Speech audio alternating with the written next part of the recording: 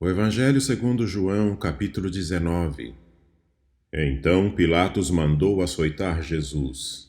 Os soldados teceram uma coroa de espinhos e a puseram na cabeça dele. Vestiram-no com uma capa de púrpura e, chegando-se a ele, diziam: Salve, Rei dos Judeus! E batiam-lhe no rosto. Mais uma vez Pilatos saiu e disse aos judeus: Vejam! Eu o estou trazendo a vocês para que saibam que não acho nele motivo algum de acusação.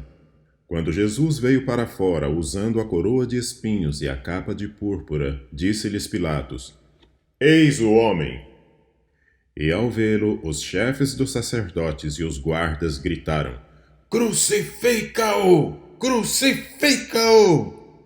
Mas Pilatos respondeu: Levem-no vocês e crucifiquem-no. Quanto a mim, não encontro base para acusá-lo. Os judeus insistiram: Temos uma lei, e de acordo com essa lei, ele deve morrer, porque se declarou filho de Deus.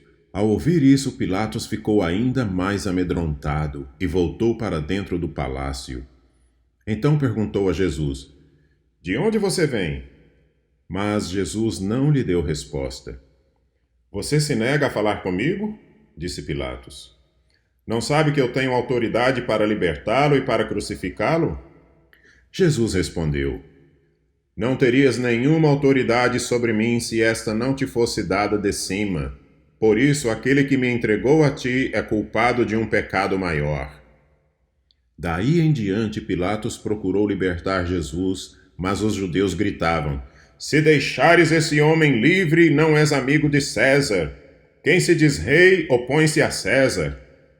Ao ouvir isso, Pilatos trouxe Jesus para fora e sentou-se na cadeira de juiz, num lugar conhecido como pavimento de pedra, que em aramaico é Gábata. Era o dia da preparação na semana da Páscoa, por volta das 6 horas da manhã. Eis o rei de vocês, disse Pilatos aos judeus.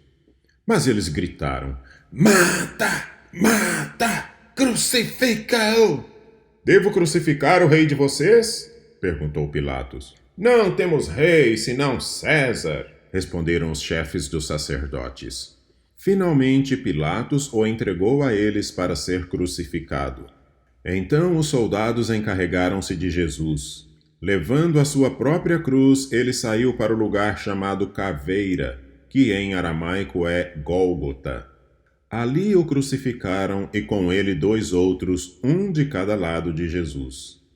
Pilatos mandou preparar uma placa e pregá-la na cruz com a seguinte inscrição: Jesus Nazareno, o Rei dos Judeus. Muitos dos judeus leram a placa, pois o lugar em que Jesus foi crucificado ficava próximo da cidade, e a placa estava escrita em aramaico, latim e grego.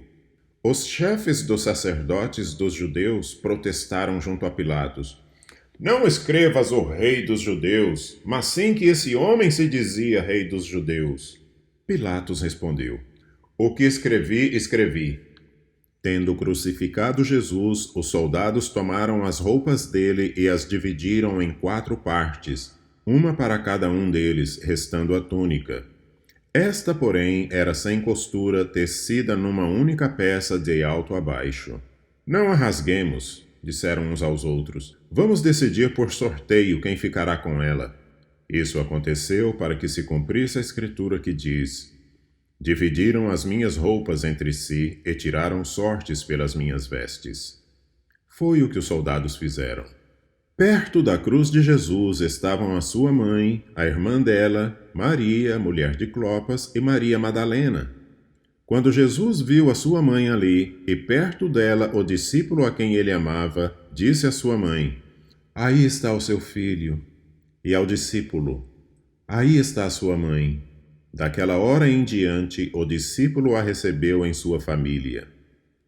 Mais tarde, sabendo então que tudo estava concluído, para que a escritura se cumprisse, Jesus disse: Tenho sede. Estava ali uma vasilha cheia de vinagre.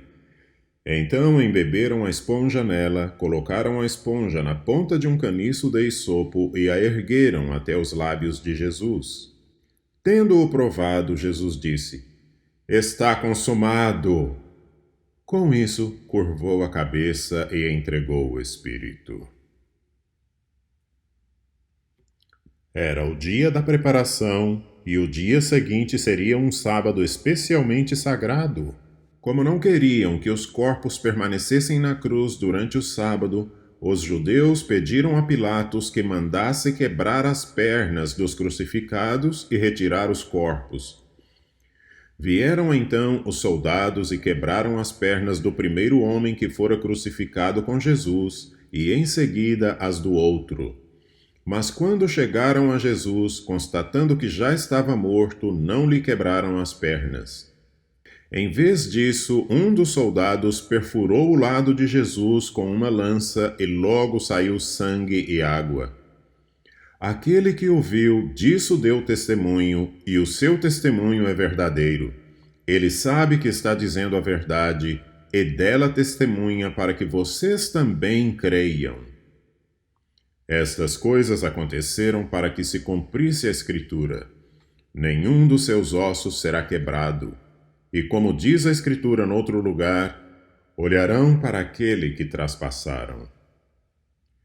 Depois disso, José de Arimateia pediu a Pilatos o corpo de Jesus.